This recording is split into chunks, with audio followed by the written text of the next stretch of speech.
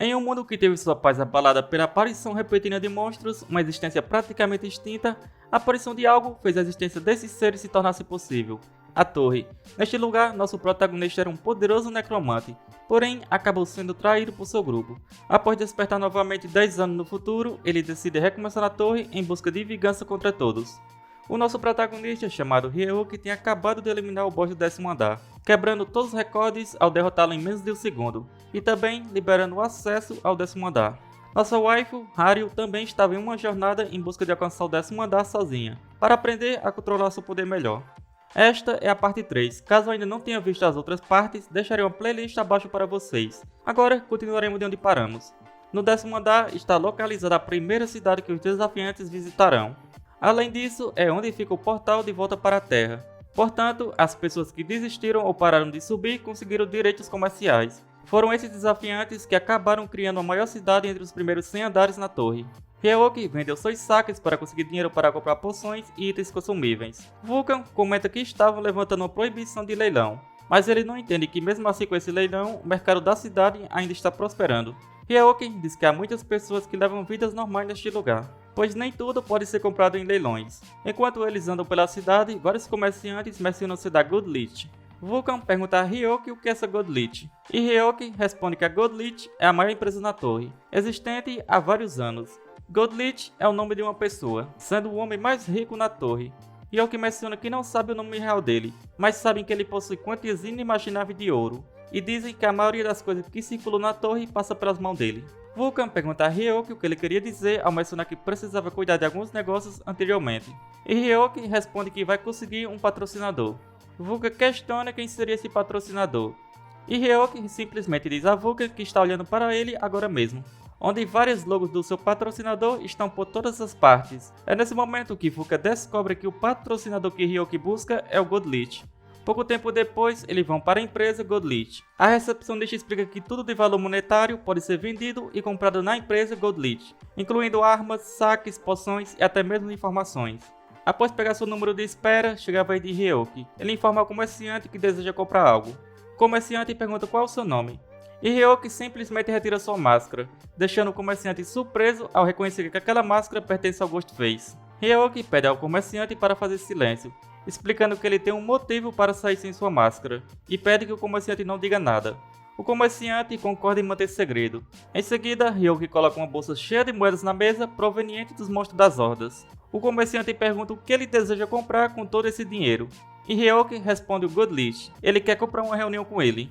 O comerciante fica bastante surpreso ao ver isso de Ryuki, pensando que Ryuki é um maluco, e com isso acredita que os rumores dele ser um bandido fora da torre possivelmente sejam verdadeiros. Ryuki pergunta qual o problema, pois o comerciante havia dito que tudo pode ser comprado e vendido nesse lugar. O comerciante responde que sente muito, mas esse acordo não é possível. Ryuki questiona o motivo, e o comerciante explica que há dois motivos. Primeiro, o Sr. Goldleaf é uma pessoa muito ocupada, e o segundo, o dinheiro que Ryuki ofereceu é muito pouco para um acordo desse nível. O comerciante menciona que 3.000 moedas de ouro podem ser consideradas bastante dinheiro, mas não chega nem perto do valor do tempo do Sr. Goldleaf. Ryuki pensa por um momento e acha isso interessante. Com isso, o comerciante pede para Ryuki ir embora. No entanto, antes de partir, Ryuki pergunta quanto ele precisa pagar para ter uma reunião com o gerente daquele lugar. Após esses eventos, Vulcan chama Ryuki de idiota por pedir a um funcionário aleatório para se encontrar com o chefe da empresa. Então, Ryuki pergunta a Vulcan se ele tem uma ideia melhor para entrar em contato com Goldleaf, e afirma que aceitará suas críticas se tiver uma sugestão. Por sorte, Ryuki conseguiu uma reunião com o gerente da filial da empresa Goldleaf do 10º andar, chamado Puppet. Ele pergunta se Ghostface tem um desejo de se encontrar com o Sr. Goldleaf, e Ryuki confirma.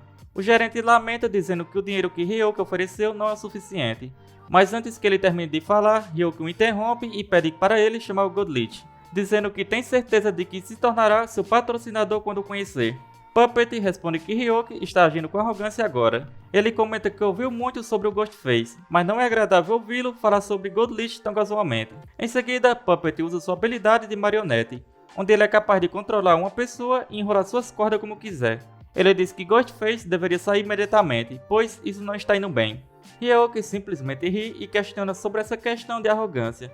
Em seguida, ele agarra as cordas da marionete de Puppet e diz que também vai apostar com arrogância, destruindo completamente seu poder. Puppet não consegue acreditar como Ryoki anulou sua habilidade, que funciona até mesmo contra desafiantes do andar 180. Ele se pergunta como isso é possível. Após isso, Puppet usa outra habilidade, dizendo que provavelmente era a primeira vez que Ryoki a via. Mas antes que Puppet termine de falar, Ryoki responde que é o reino mental. Ele explica que é um reino infinito, recém-criado para separar a alma e a mente dos corpos deles. Puppet não entende como o desafiante do 10º andar conhece o reino mental. Devido a isso, ele diz que Ryoki tem certeza de que está ciente de que as leis da realidade não se aplicam naquele lugar. Uma dimensão onde é necessário usar a experiência e a força da alma para lutar. Após isso, Puppet diz que se Ryoki vencê-lo em uma luta nesse lugar, ele tentará arranjar uma reunião com seu Godlich para ele. Ryoki começa a rir, pois em relação à experiência do poder da alma, Puppet não tem a menor chance contra ele. Devido a isso, Ryoki derrota rapidamente a habilidade de marionete de Puppet. Puppet se pergunta se Ryoki é realmente um desafiante do 10º andar, pois ele sabe tudo sobre seu traço. Com isso, ele pensa que Ryoki possui a proeza mental de um desafiante que está no mínimo no andar 100, e Puppet acredita que ele pode ser até mesmo acima do andar 200. Assim, ele reconhece que Ryoki está em seu nível. Em seguida, Puppet convoca várias marionetes, usando sua habilidade chamada Exército de Marionetes. Todas essas marionetes ele obteve com sua experiência, e ele afirma que após passar do andar 100, ele remodelou o produto para que ficassem ainda melhores quando infundidos com mana. Ele fala que essas marionetes são tão fortes quanto um desafiante do andar 50.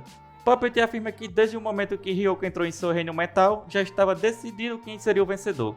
Com isso, rapidamente Puppet ordena seu exército a atacar Ryoki. Devido a esse ataque, Ryoki recebe vários golpes sem parar. Ao ver isso, Puppet afirma que é o fim, mencionando que as feridas no reino mental não afetam o mundo real. Ele diz para Ghostface ficar tranquilo. No entanto, é nesse momento que Ryoki decide mostrar quem está no comando. Puppet não acredita no que está vendo, pois diante dele é invocado um Mago Lich, um monstro-chefe do andar 100. Com isso, suas marionetes são rapidamente derrotadas. Ryoki diz que não era tão fácil quanto pensava, explicando que mesmo no reino mental, materializar um morto-vivo leva tempo. Ryoki ri bastante, afirmando que Puppet ainda não viu o que é um verdadeiro exército. Ele diz para Puppet observar bem, pois essa é uma boa oportunidade.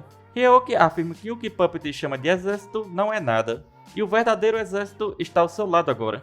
Ryoki comenta que Puppet diz que no momento que entrou no reino mental, já estava decidido quem seria o vencedor, mas não seria ele. Puppet estava bastante assustado, pois além dos chefões do andar 100, havia outros de andares ainda superiores. Ele pergunta quem realmente Ghostface é, e com isso o reino mental é desfeito. Puppet afirma que não desfez o reino mental e se pergunta como eles voltaram.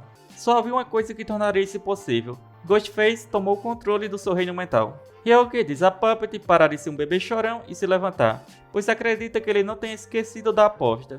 Agora Puppet deve fazer com que ele conheça Godlich. Ryoki entrega uma carta a Puppet e diz que ele só precisa enviá-la a Godlich.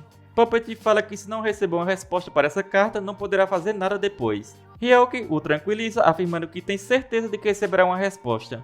Após esses eventos, Puppet diz que depois que receber uma resposta, entrará em contato com o local onde Ryoki está hospedado. Enquanto caminhavam, Vulca pergunta se devem voltar para descansar, já que o sol estava se pondo. No entanto, Ryoki rapidamente nega, dizendo que precisa ir para o próximo destino. Vulca pergunta onde seria, e Ryoki responde que seria inútil apenas ficar sentado esperando que Godlich chegue. E já que precisam matar o tempo enquanto estão nesse lugar, ele precisa cumprir suas responsabilidades como um membro de uma guilda. Com isso, ele vai até a casa da guilda White Swallow, a mesma do figurante anterior. No salão de entrada, duas garotas estavam conversando. Uma delas pergunta a outra, chamada Uni, até qual andar ela teria subido. Ela responde que chegou até o andar 57. Uni então diz para a outra garota que quando terminar de comer deve começar a subir a torre. A garota se irrita e pergunta por que precisam ficar no salão de entrada do 10º andar, e questiona qual idiota entraria pela porta principal de uma guilda afiliada ao Reino Santo em um andar tão baixo. E é nesse momento que Ryoki chega. As garotas dão boas-vindas e perguntam o que trouxe até aquele lugar. Ryoki começa a rir e diz que as invasões são difíceis, então decidiu entrar em uma guilda. As garotas entendem e ficam animadas, pois se recomendarem um necromante tão bom quanto ele para a guilda, elas ganharão uma boa quantidade em dinheiro pela recomendação.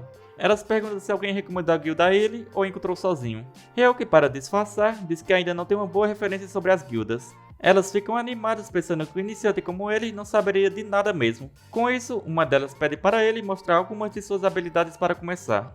Ryoki pede emprestado uma moeda e com 2 dedos dobra a moeda ao meio. As garotas não conseguem acreditar no que veem. Em seguida, Ryuki decide mostrar um pouco de magia também, dizendo que é algo bem simples de fazer, como acender o fogo de um isqueiro. Bastante animadas, elas dizem que tudo isso é incrível. Após isso, elas conversam entre si e concordam que não precisam de mais nenhuma prova, pois se ele crescer dentro da guilda, provavelmente se tornará muito forte um dia. Além disso, uma delas comenta que ele é até bonito. Ryuki pensa que elas demoraram para reparar, considerando que são tanto lerdas. Em seguida, um forte barulho acontece e outro membro da guilda aparece, dizendo que é o grande problema. Um monstro do tipo fantasma enlouqueceu do lado de fora e está destruindo a cidade. Devido a isso, estão convocando todos os desafiantes do andar 50. Elas ficam irritadas, dizendo que é a pior hora possível. Com isso, pedem a Ryuki que espere, pois voltarão rápido. Ryuki decide se divertir um pouco também, como Ghost fez. Na cidade, o caos está por todos os lados. Os desafiantes não estão conseguindo lidar com esse fantasma, que na verdade é Vulcan. Os desafiantes percebem que ele parece ser bastante estranho. Vulcan está envergonhado, pois fazia 1000 anos que não agia dessa maneira. Ele pensa que tudo isso é culpa de Ryuki, por forçar logo um espírito mestre a fazer algo tão vergonhoso como isso. Ele jura que nunca irá perdoá-lo. Ryuki estava dentro do salão da guilda em busca de uma lista de todas as outras guildas que também possuem proteção do reino sagrado.